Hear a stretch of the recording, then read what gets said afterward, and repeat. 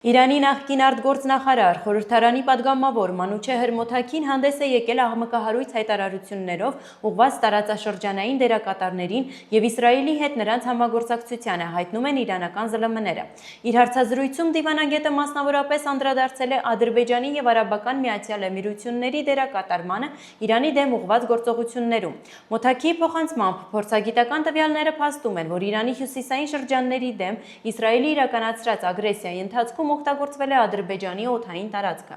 Առկա տեղեկությունների համաձայն օգտագործվել են նաև ադրբեջանական օդանավակայանները, իսկ իսրայելական տեխնիկայի վառելիքի լիցքավորումն իրականացվել է հենց Ադրբեջանի տարածքից։ Մենք հարևան երկիր ենք եւ ձգտում ենք բարիդրացիական հարաբերությունների, սակայն այս հարցերը պահանջում են հստակ պարզաբանումներ, նշել է պատգամավորը։